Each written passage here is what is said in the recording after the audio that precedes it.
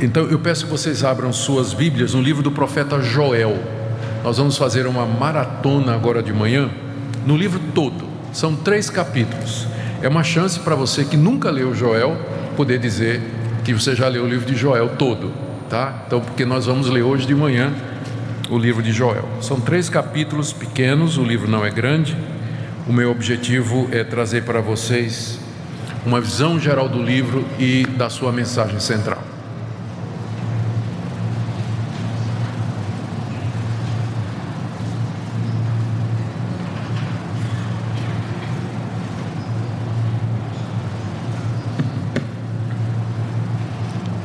Vamos começar então com algumas informações a respeito deste livro que se encontra no Antigo Testamento. Ele é considerado um dos profetas menores por causa do tamanho do livro, não é?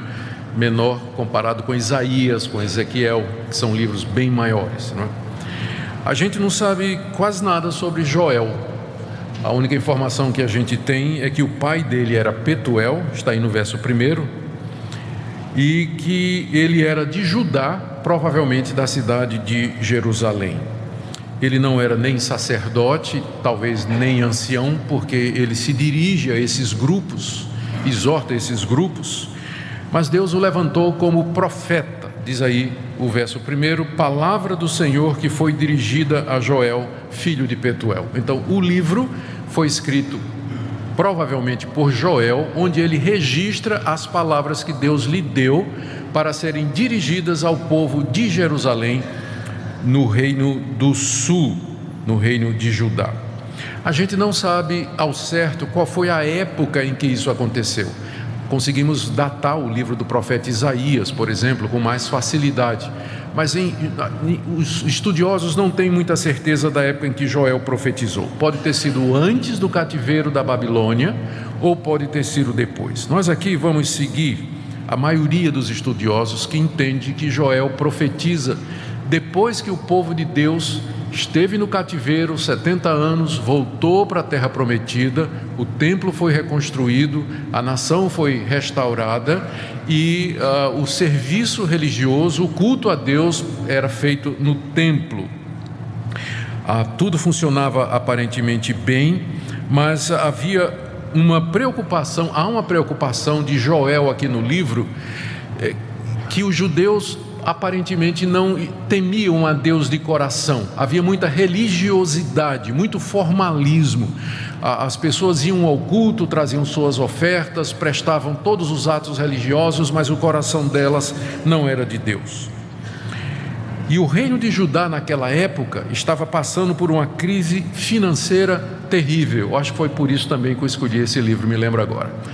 Então, o Judá estava passando por uma grande dificuldade, vinda ou oriunda de 2 fatores. Primeiro, uma terrível praga de gafanhoto. Os gafanhotos haviam invadido o reino do sul, e particularmente aquela região de Judá e Jerusalém, e ao mesmo tempo parece que uma grande seca havia se instalado já durante alguns anos na terra, provocando incêndios e graves problemas financeiros. Num país que dependia da agricultura, como era a nação de Israel e boa parte dos países daquela época, isso era um transtorno muito grande. Faltava alimento, faltavam recursos e prejudicava o trabalho no templo, porque parte ou grande parte da religião do Antigo Testamento consistia em trazer ofertas a Deus, oferta de cereais, alimentos, sacrifício de animais, e isso estava faltando por causa da seca, da praga de gafanhotos e esses fatores todos.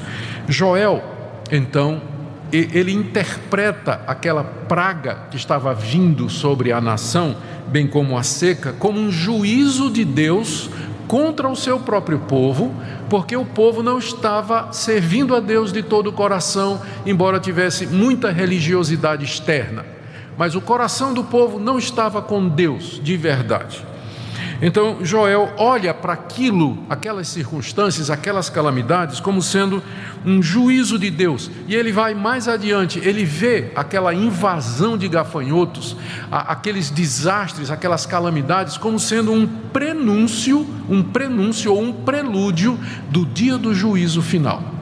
quando Deus virá a esse mundo para julgar os ímpios, para trazer justiça e juízo contra os seus inimigos e instalar o seu reino de maneira final.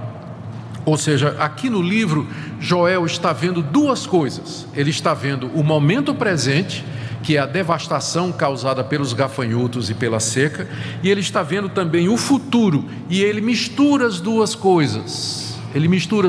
Isso era muito comum nos profetas. Eles viam duas ou três coisas ao mesmo tempo. Como eles não são oniscientes nem onipresentes, nem sempre os profetas conseguiam ver a diferença de tempo entre um evento e outro. Você encontra profetas falando a respeito de eventos que aconteceram na sua época, mas que na verdade eram uma profecia a respeito de Cristo, que aconteceria séculos depois. Então a visão de Joel combina essas duas coisas: a preocupação com o desastre financeiro que estava vindo sobre a terra, e aquilo era um prelúdio do grande desastre que haveria de acontecer no futuro, quando Deus viesse julgar a terra. As duas coisas estão misturadas. Então, diante dessa visão terrível que Joel está tendo, ele quer duas coisas no livro. Ele quer primeiro que o povo de Deus perceba que há um sentido, há um significado na história, nos eventos, que aquilo que está acontecendo não é por acaso e que Deus está por detrás daquilo ali.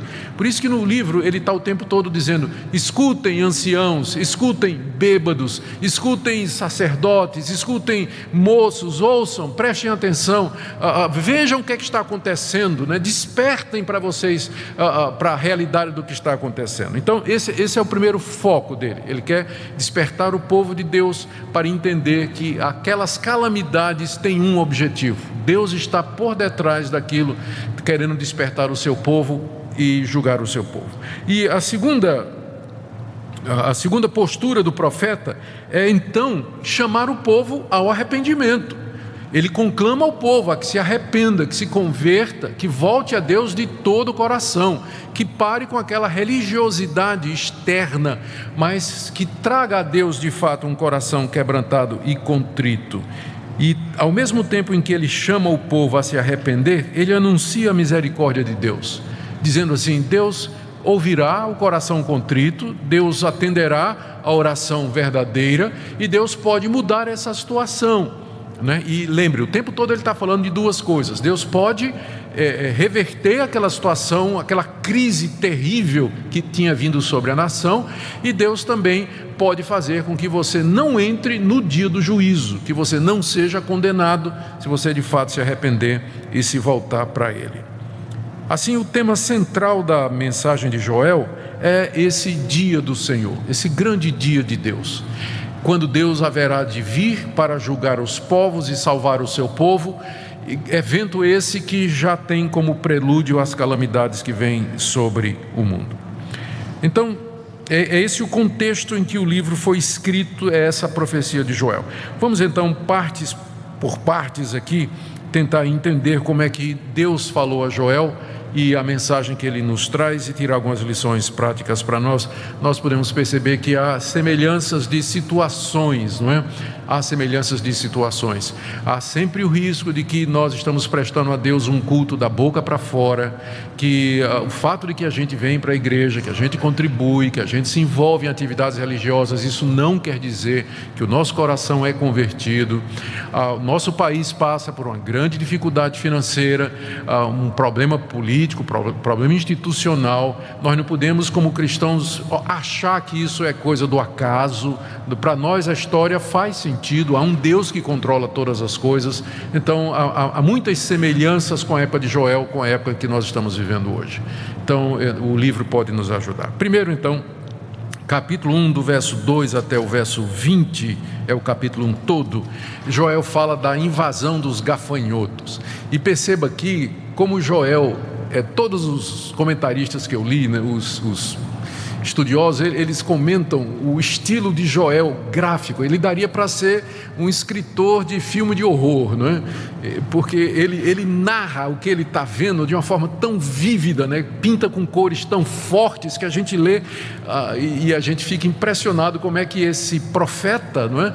Ele tinha essa capacidade literária, né, para descrever aquela invasão. Vamos lá, verso 2.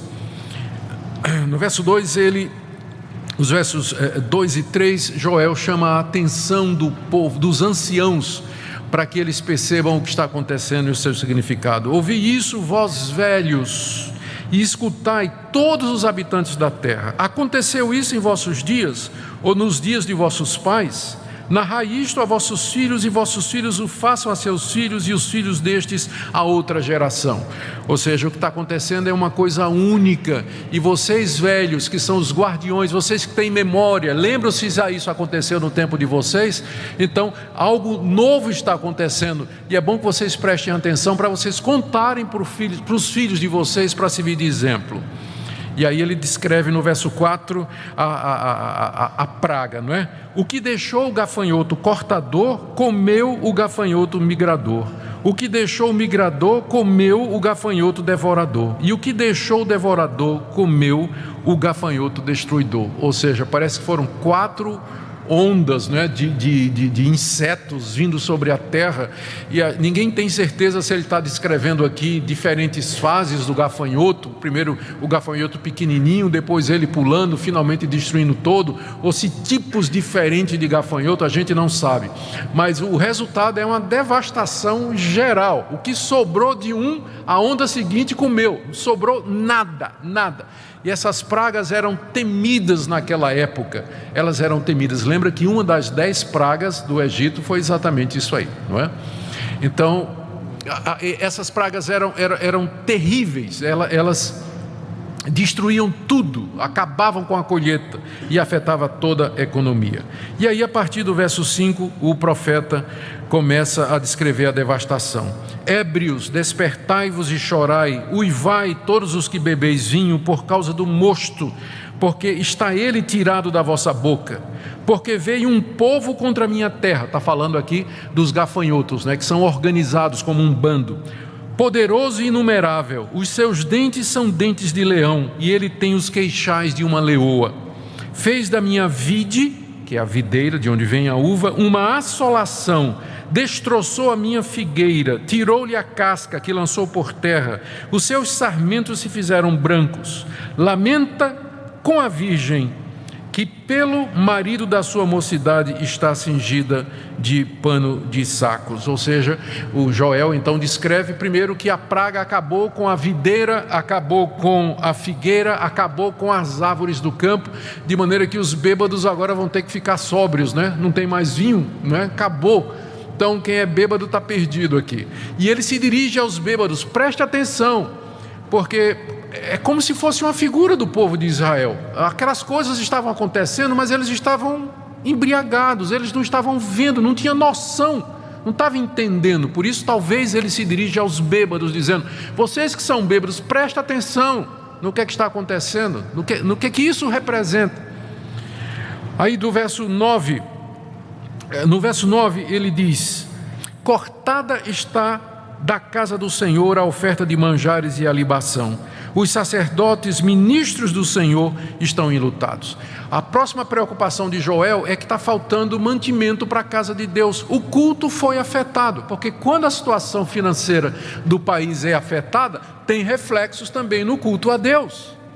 Porque naquela época o culto a Deus era baseado em oferendas. O povo trazia aquilo que ganhava, aquilo que tinha, oferecia a Deus. Uma vez que a seca veio e os gafanhotos comeram tudo, o que é que sobrava para as ofertas a Deus? O que é que tinha para oferecer a Deus como libação? Todas aquelas ofertas descritas na lei de Moisés, elas estavam em falta agora, e o coração de Joel se aperta com isso. Ele está preocupado não somente com a situação financeira do seu povo, mas ele está preocupado também que o culto a Deus está sofrendo. o serviço a Deus foi afetado por isso. E então ele diz para os sacerdotes, ele diz que está cortada as ofertas de manjares, e os ministros estão enlutados, estão tristes porque o serviço a Deus foi afetado também pela situação. No verso 10 a 12, ele fala das colheitas e das plantações. O campo está assolado e a terra de luto, porque o cereal está destruído, a vide se secou, as oliveiras se murcham. Envergonhai-vos, lavradores, uivai vinhateiro sobre o trigo e sobre a cevada, porque pereceu a messe do campo. A vide se secou, a figueira se murchou, a romeira também, a palmeira e a macieira, todas as árvores do campo se secaram, já não há alegria entre os filhos dos homens. O que a seca não acabou, os gafanhotos comeram. Ou seja, era uma situação de calamidade pública que o país estava vivendo. Não tinha recursos, a fome estava chegando, a situação era crítica, e o profeta está descrevendo a situação, querendo que o povo perceba que a mão de Deus estava por detrás. Tanto é que a partir do verso 13, ele agora se dirige aos pastores do povo de Deus, aos sacerdotes, aos ministros de Deus, e faz um clamor, dirige um apelo para que eles iniciem uma busca a Deus, do verso 13 a 15. Cingi-vos de pano e lamentai, sacerdotes, uivai, ministros do altar, vinde, ministros do meu Deus, passai a noite vestidos de panos de saco, porque da casa do vosso Deus foi cortada a oferta de manjares e a libação. Promulgai um santo jejum, convocai uma assembleia solene, congregai os anciãos, todos os moradores desta terra, para a casa do Senhor vosso Deus, e clamai ao Senhor. Ah, que dia! Porque o dia do Senhor está perto e vem como assolação do Todo-Poderoso. O profeta agora, da parte de Deus, se dirige aos sacerdotes que eram responsáveis pelo culto a Deus e faz um apelo para que eles, primeiro, eles uivem, não é? Eles clamem a Deus. Parece que os sacerdotes estavam assim, né?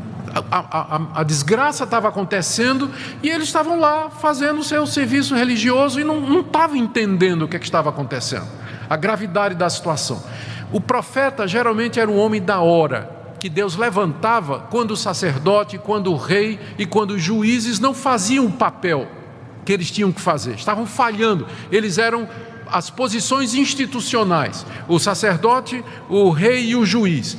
Quando estes falhavam, Deus ia lá no meio do povo e levantava um profeta, que era a voz de Deus para falar quando a coisa não estava sendo feita corretamente. E Joel está dizendo para os sacerdotes: vocês têm que clamar a Deus, vocês têm que buscar a Deus, porque isso vem de Deus, isso é a mão de Deus contra nós, e nós temos que clamar a Ele. Passem a noite vestidos de pano de saco, que era um símbolo de quebrantamento e arrependimento, porque da casa de Deus foi cortada a oferta de manjares e libação. Mais uma vez o argumento é: vocês não estão percebendo, não tem como servir a Deus da maneira como está prescrita, de maneira digna, porque faltam os recursos para isso. Vocês têm que clamar e uivar diante de Deus. E aí, mas não só os sacerdotes, Joel agora se dirige ao povo também, verso 14: promulgai um santo jejum, convocai uma assembleia solene, congregai os anciãos, todos os moradores desta terra, para a casa do Senhor vosso Deus, e clamai ao Senhor. A convocação era geral. Primeiro, é claro, vai para a liderança, mas depois vem para o povo todo e convoca todos, dizendo: tem que vir, tem que clamar a Deus, tem que buscar a Deus diante da crise que está instalada, porque é Ele que pode fazer isso. E ao mesmo tempo que Joel faz essa conclamação, ele já vê na crise causada pela praga e pela seca uma antecipação do que ele chama o dia do Senhor. Verso 15: ah, que dia!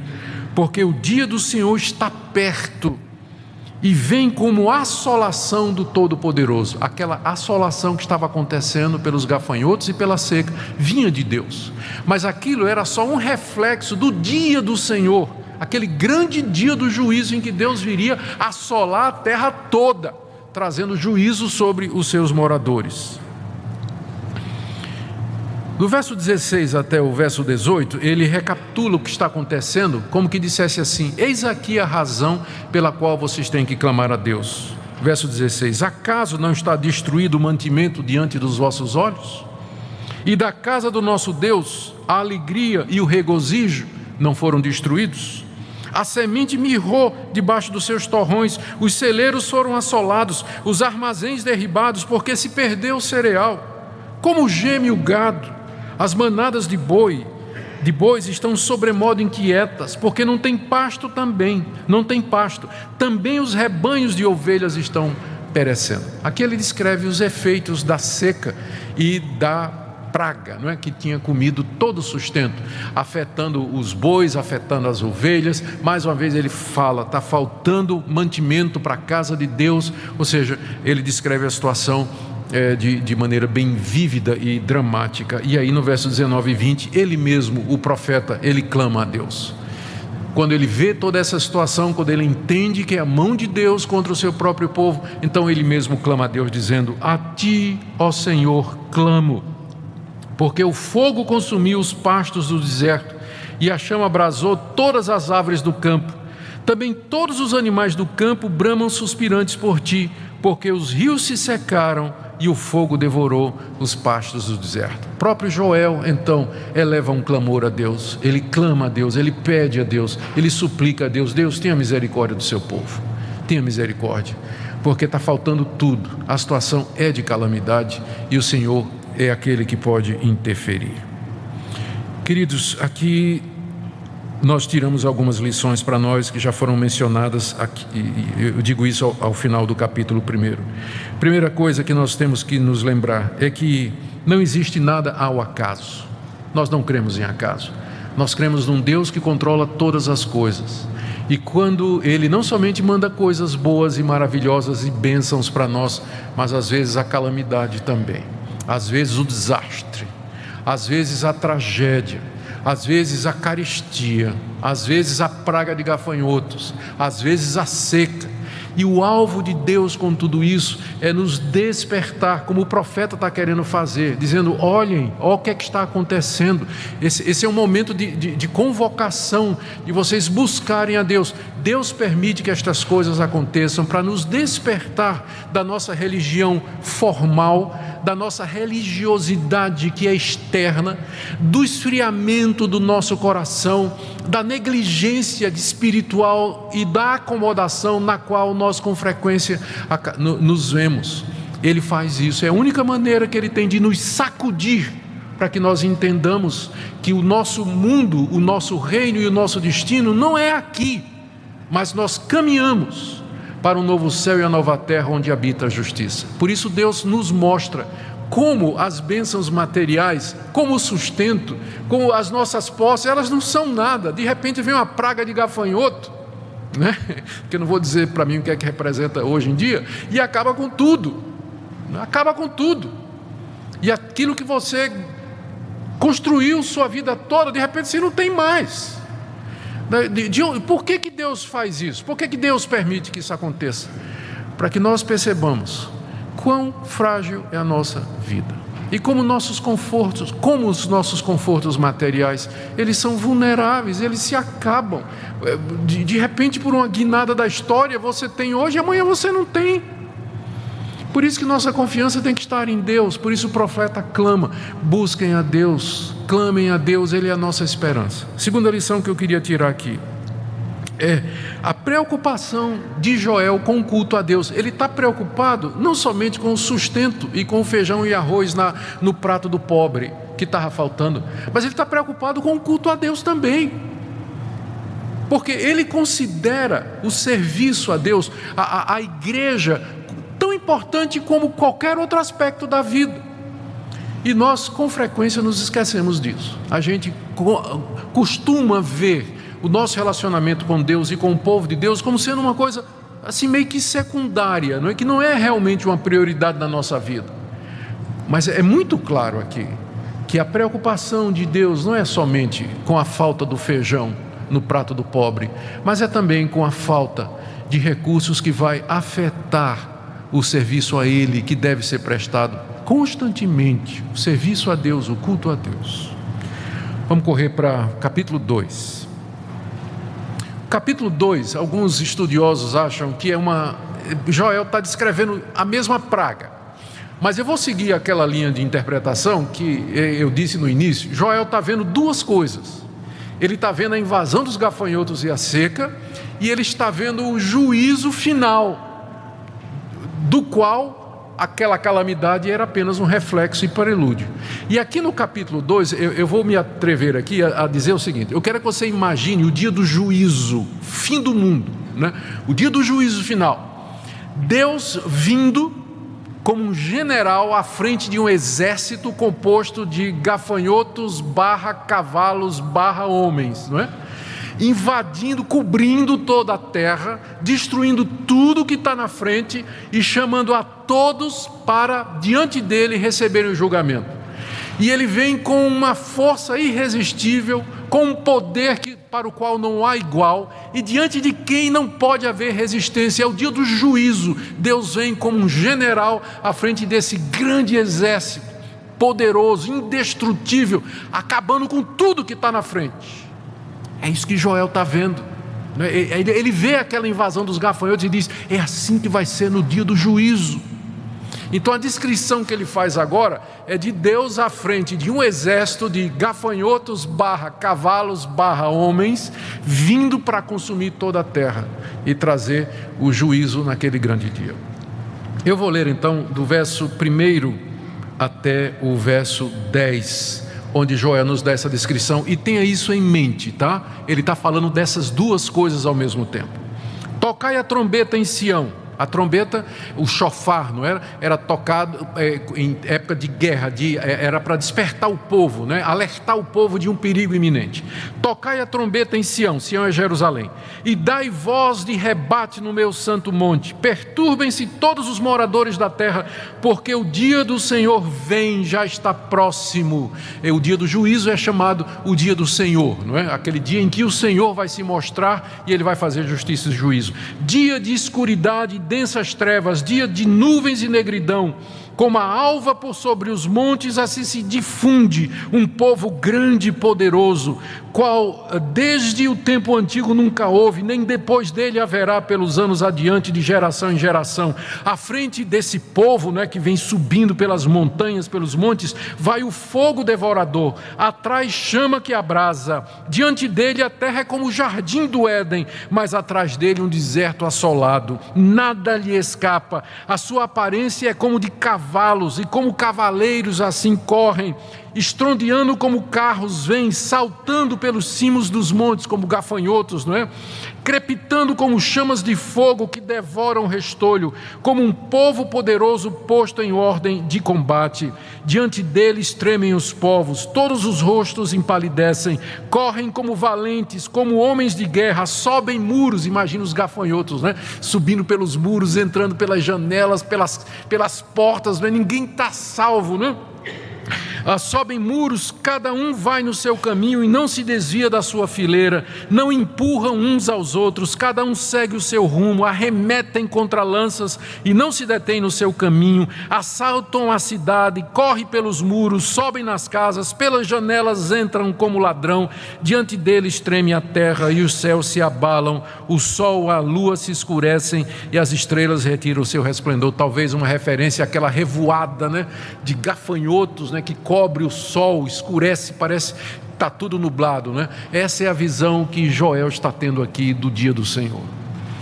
E olha o que ele diz no verso 11: o Senhor levanta a voz diante do seu exército. Quem está na frente desse exército? É o Senhor. O Senhor está na frente e ele levanta a voz, dando a voz de comando, porque muitíssimo grande é o seu arraial, porque é poderoso quem executa as suas ordens. Sim, grande é o dia do Senhor e muito terrível, quem o poderá suportar? Meus irmãos, nós temos aqui essa descrição vívida do dia do juízo. É como se Deus viesse à frente de um exército de gafanhotos, cavalos, cavaleiros, guerreiros, consumindo tudo, entrando nas casas, pulando pelos montes. Na frente parece o deserto do Éden, atrás, o jardim do Éden, atrás um deserto assolado, não escapa nada, não sobra nada, ninguém pode resistir, e Deus como general à frente. Essa é a descrição que nós temos aqui. O que é que isso significa para nós? Significa algumas coisas para nós que eu queria lembrar para você. Primeiro delas, a história caminha para um fim. Há muitos conceitos de história que o homem desenvolveu através da sua existência. Para a mentalidade oriental, para muitos, né? A história ela é simplesmente algo que acontece em círculos. Os eventos voltam, reacontecem, tudo se reinventa. A história é circular, ou seja, ela não tem começo, não tem meio e não tem fim. As coisas simplesmente vão acontecendo. Filósofos como Hegel, eles pensaram, eles tinham uma visão dualista da história, não é? Em que um determinado evento era enfrentado por um contra-evento que gerava uma síntese e que assim a história se desenvolvia, essa dialética que deu origem ao pensamento marxista, por exemplo, da luta de classes e tudo mais. As pessoas... Teorias e teorias a respeito de como a história funciona, de como a humanidade caminha. Mas o cristão, ele sabe que a história tem um começo, ela se encaminha para algum lugar e ela tem um fim. E que Deus está no controle de todas as coisas. E que agora nós estamos caminhando para a etapa final do mundo como nós o conhecemos. O dia do Senhor vem. E todas as calamidades, tsunamis, pragas, misérias, epidemias, doenças, desastres que acontecem no mundo são prenúncios, avisos de Deus, dizendo o seguinte: olha o que é que vem pela frente. Olha o que é que vem pela frente. Vocês são incapazes de gerir o destino de vocês. A ONU não resolve o problema da guerra. As Nações Unidas não resolvem o problema da economia.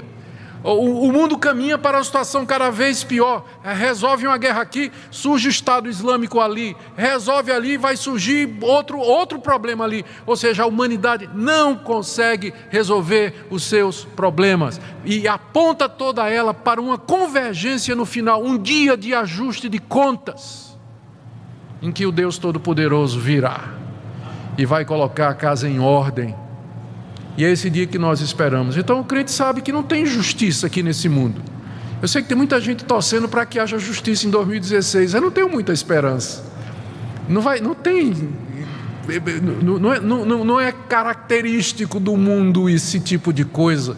Porque para nós o único dia, o dia em que vai ter justiça é o dia do Senhor.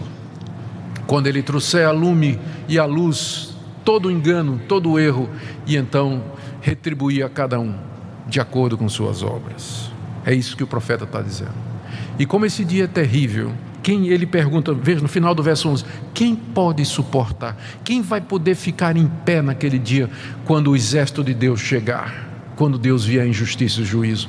Daí isso então se transforma numa chamada ao arrependimento a partir do verso 12.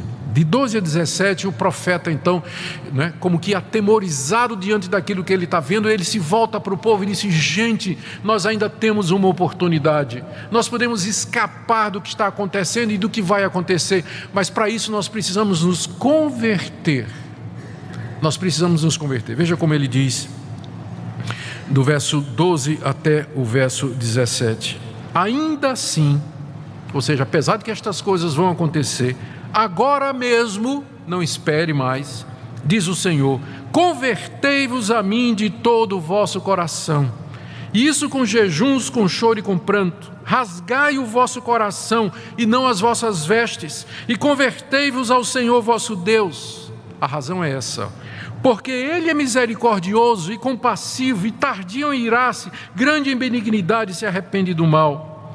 Quem sabe se não se voltará e se arrependerá e deixará após si uma bênção, uma oferta de manjares e libação para o Senhor nosso Deus, vosso Deus.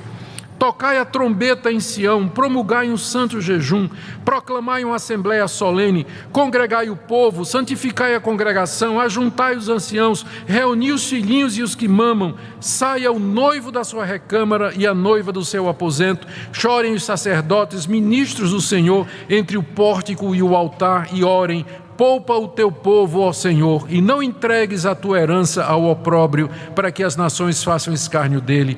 Porque hão de dizer entre os povos: onde está o seu Deus? A conclamação ao arrependimento, ao quebrantamento. O que Joel está dizendo ao povo aqui é o seguinte: não adianta você rasgar suas roupas, que era um sinal de desespero entre os orientais. Você tem que rasgar o seu coração.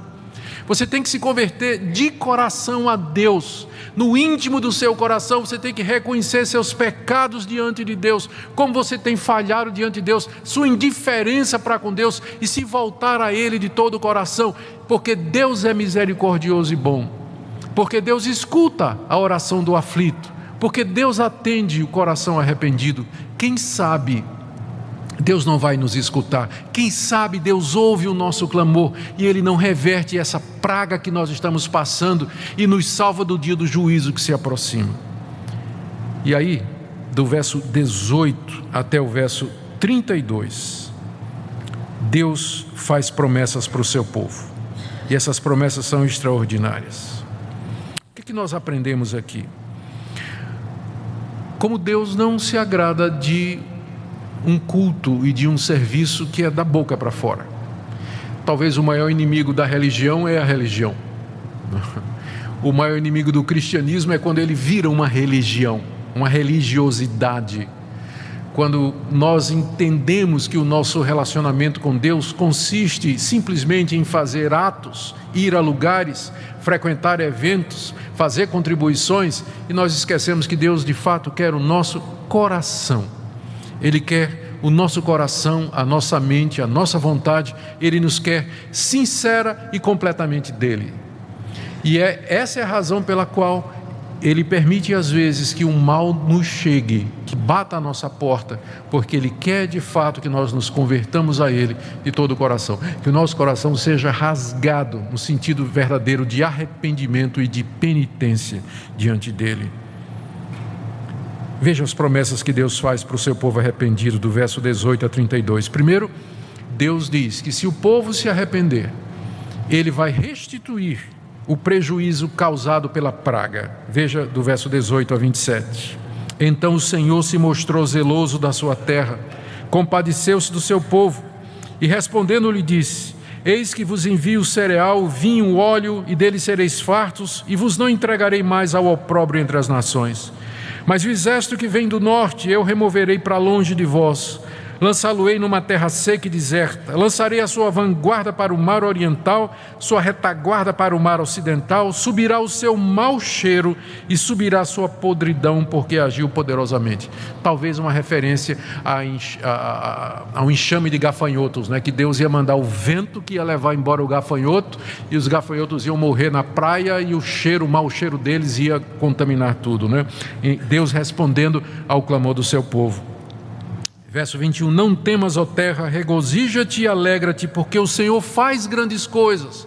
Veja aqui o tom do profeta, né, anunciando o prazer de Deus em salvar o seu povo quando o seu povo se arrepende.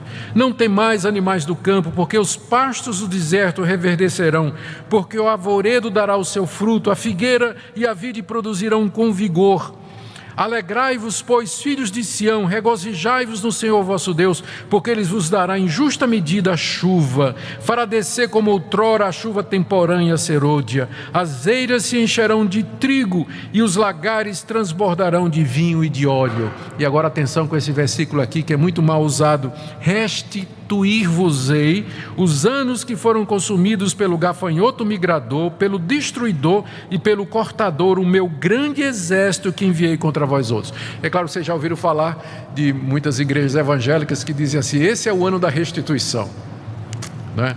O ano de 2016, 2015, Deus vai restituir tudo que você perdeu nos anos anteriores, né? De fato, Deus promete restituir, mas qual é a condição aqui? O que é que vem antes? Conversão, arrependimento, rasgar coração, volta imediata a Deus, mudança de vida. Fala-se em restituição como sendo resultado de campanha financeira, de você adquirir determinados objetos mágicos, religiosos nessas igrejas. Mas o que a Bíblia ensina sobre restituição é o seguinte: quando nós de fato nos arrependemos, nos convertemos a Deus dos nossos maus caminhos, quem sabe Deus não nos abençoa financeiramente? quem sabe Deus não nos restitui, quem sabe Ele não abre uma porta, quem sabe Ele não descortina um caminho novo para nós, para que possamos sustentar nossa família e ter o suficiente para dar e contribuir para o serviço e o culto a Deus. É nesse sentido, a restituição está ligada a isso, ao arrependimento pessoal genuíno e verdadeiro, e não é simplesmente assim, o ano da restituição. Todo ano, todo tempo, todo dia é de restituição, porque todo dia é dia de nós nos arrependermos e mudarmos de vida. Comereis, verso 26, comereis abundantemente e vos fartareis e louvareis o nome do Senhor vosso Deus, que se ouve maravilhosamente convosco, e o meu povo jamais será envergonhado. Sabereis que estou no meio de Israel e que eu sou o Senhor vosso Deus e não há outro, e o meu povo jamais será envergonhado. Olha que mudança agora no discurso, né? Diante daquele juízo terrível, o povo clama, o povo se arrepende, rasga o coração, se converte, e Deus diz: eu vou mandar a praga embora, vou mandar os gafanhotos embora, vou trazer a chuva outra vez, vou abençoar o meu povo abundantemente, vai ter muita alegria, vocês vão saber que eu sou o Senhor, que eu estou no meio de vocês. Mas se parasse aqui, não é?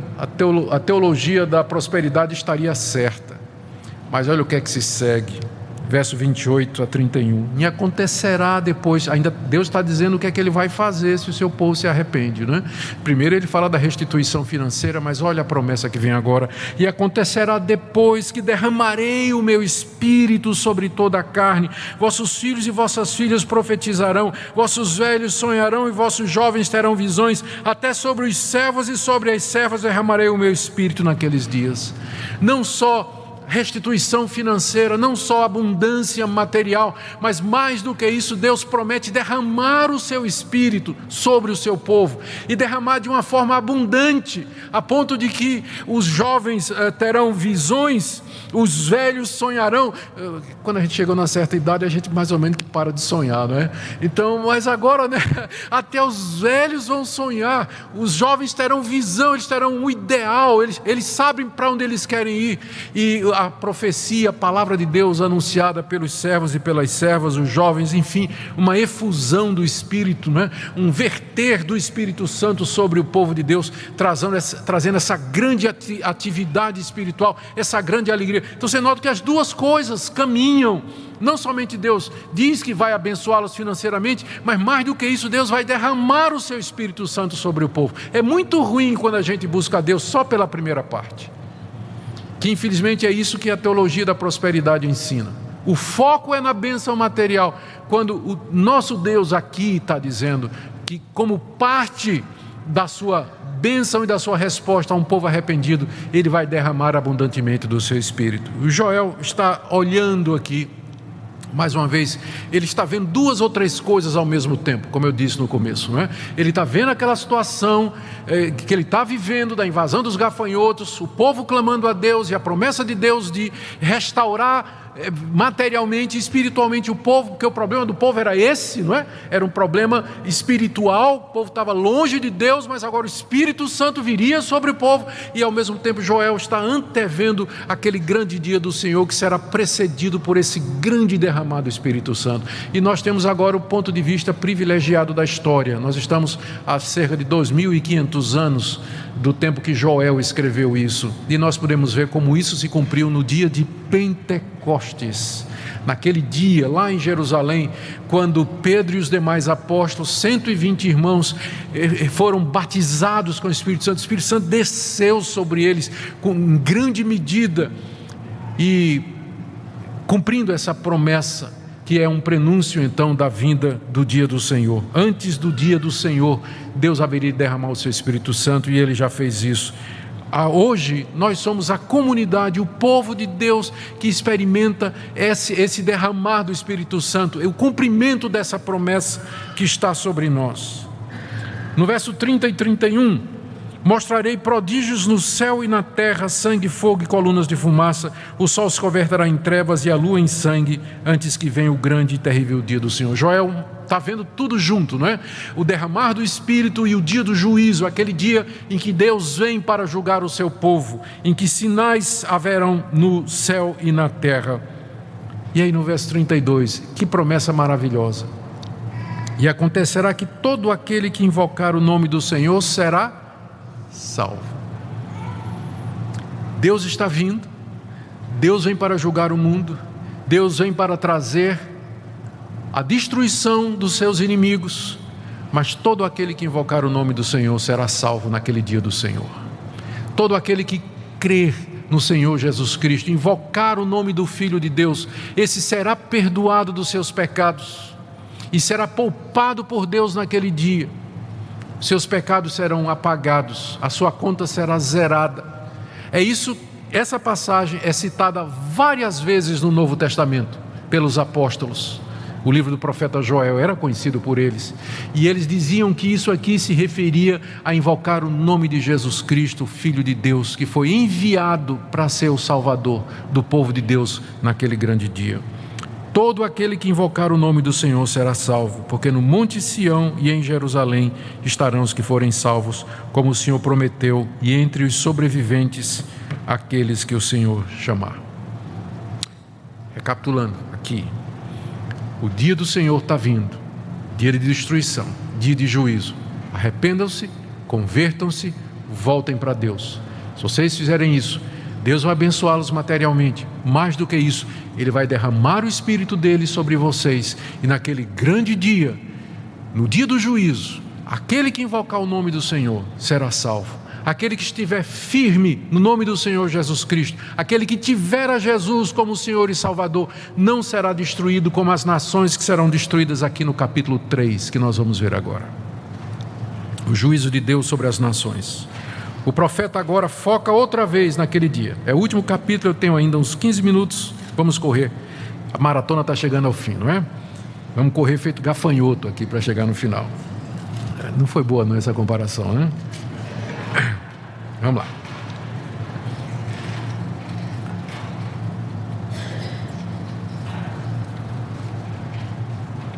Aqui no capítulo 3 nós temos então a descrição daquele dia, quando Deus vai castigar os seus inimigos, quando Ele vier com o seu grande exército. E é descrito em termos de uma guerra, de um conflito, de uma batalha num vale chamado Vale da Decisão, ou o Vale de Josafá. Joel está falando aqui do dia do juízo final, quando Cristo vai se sentar no trono da sua glória e as nações serão reunidas diante dele. E ele fala usando as imagens da sua época, não é? Os eventos dos seus dias, para se referir ao futuro, à igreja de Cristo, o povo de Deus. E as nações que estão aqui, referidas no capítulo 3, foram nações inimigas de Israel e que invadiram Israel e maltrataram o povo de Deus. E elas representam os inimigos de Deus de todas as épocas que serão castigados naquele dia. Aqui Deus anuncia o local e a razão do juízo. Vamos ler 3 de 1 a 15. Eis que naqueles dias, está falando do dia do Senhor, e naquele tempo, o dia do Senhor, eis que mudarei a sorte de Judá e de Jerusalém, o povo de Deus. Congregarei todas as nações e as farei descer ao vale de Josafá. É uma referência a uma guerra antiga em que o rei Josafá liderou os exércitos de Deus contra os moabitas e os amonitas e os destruiu nesse lugar que é chamado Vale de Josafá, que a gente não tem muita certeza onde é. Mas aqui ele funciona como um símbolo daquela guerra final de Deus contra os seus inimigos. E ali no Vale de Josafá entrarei em juízo contra elas por causa do meu povo e da minha herança, Israel, a quem elas espalharam por entre os povos, repartindo a minha terra entre si. Lançaram sorte sobre o meu povo e deram meninos por meretrizes e venderam meninas por vinho que beberam. Que tendes vós comigo Tiro e Sidom e todas as regiões da Filístia, são aquelas nações inimigas de Israel. É isso vingança que quereis contra mim? Se assim me quereis vingar, farei sem demora. Caí sobre a vossa cabeça a vossa vingança. Visto que levaste a minha prata, o meu ouro e as minhas joias preciosas, metestes nos vossos templos, uma referência ao cativeiro babilônico provavelmente. Vendeste os filhos de Judá e os filhos de Jerusalém aos filhos dos gregos, para os apartar para longe dos seus limites. Eis que eu suscitarei do lugar para onde os vendestes, e farei cair a vossa vingança sobre a vossa própria cabeça. Venderei vossos filhos e vossas filhas aos filhos de Judá, e estes aos sabeus, a uma nação remota, porque o Senhor o disse. Proclamai isso entre as nações, apregoai guerra santa, suscitai os valentes, cheguem-se, subam, todos os homens de guerra, forjai espadas das vossas reinas de arado, e lanças das vossas podadeiras, diga ao fraco, eu sou forte, apressai-vos e vinde, todos os povos em redor, e congregai-vos para ali, ó Senhor, faze descer os teus valentes. Levantem-se as nações e sigam para o vale de Josafá, porque ali me assentarei para julgar todas as nações em redor. Lançai a foice, porque está madura a seara. Vinde, pisai, porque o lagar está cheio, os seus compartimentos transbordam, porquanto a sua malícia é grande. Multidões, multidões no vale da decisão. Vale da decisão, porque é ali que Deus vai decidir o destino e o futuro daqueles povos. Porque o dia do Senhor está perto no vale da decisão. O sol e a lua se escurecem e as estrelas retiram seu resplendor. São muitos detalhes aqui que nós não temos tempo para entrar, mas você pode ler essa passagem tendo em vista o que é que Joel está descrevendo aqui. Ele está descrevendo o dia do juízo, em que Deus, à frente daquele exército, que ele já descreveu no capítulo 2, chama as nações e diz: vocês querem ir para a guerra? Vocês querem tomar vingança contra mim? Se revoltam contra mim, Deus, então vamos marcar a briga. Tá, vamos acertar a briga, vai ser lá no vale de Josafá, e lá eu vou me sentar e eu vou julgar vocês, e eu vou trazer juízo e justiça contra vocês, e vocês não haverão de resistir. É mais uma forma de Joel se referir ao dia do juízo, e isso é mencionado no Novo Testamento pelo próprio Jesus, está lá em Mateus 25, quando Jesus diz que quando ele vier na sua glória, ele se assentará no trono da sua glória, as nações serão reunidas diante dele, e ele vai separar o seu povo daqueles que não são seu povo. Aqueles que são seus entrarão para a felicidade eterna, e aos inimigos Jesus vai dizer: apartai-vos de mim, malditos, para o fogo eterno, preparado para o diabo e seus anjos. É isso que Joel está vendo, só que ele vê isso e descreve isso na linguagem dos seus dias, nas figuras do seu dia, e nos traz esse quadro de terror que se aproxima. Mas ao mesmo tempo, 16 e 17, o Senhor brama de Sião e se fará ouvir de Jerusalém, os céus e a terra tremerão, mas o Senhor será o refúgio do seu povo e fortaleza dos filhos de Israel. Todo aquele que invocar o nome do Senhor será salvo. Deus será o refúgio do seu povo. Naquele mesmo dia em que ele vai sentar no vale da decisão para julgar os povos, ele será o abrigo daquele que confia nele, daquele que se arrependeu. Verso 17: sabereis assim que eu sou o Senhor vosso Deus, que habito em Sião, meu santo monte, e Jerusalém será santa, estranhos não passarão mais por ela. E aqui do verso 18 a 21, ele descreve o estado eterno. O que é que vai acontecer depois do dia do juízo? O final do mundo, a história, o que é que nos aguarda? Há de ser que naquele dia os montes destilarão mosto, e os outeiros manarão leite, e todos os rios de Judá estarão cheios de água. Sairá uma fonte da casa do Senhor e regará o vale de Sitim. Essa passagem aqui é redita no livro de Apocalipse, quando João vê o novo céu e a nova terra, vê o rio que sai do trono de Deus, e desse rio, nas margens dele, as plantações, as árvores, toda a fartura que ilustra essas bênçãos materiais e espirituais que haverá para o povo de Deus no novo céu e na nova terra. É isso que Joel está vendo e que no livro de Apocalipse é descrito com muito mais detalhes, né? Lembrando que a revelação é progressiva, né? À medida que a revelação bíblica prossegue, mais detalhes nos são dados.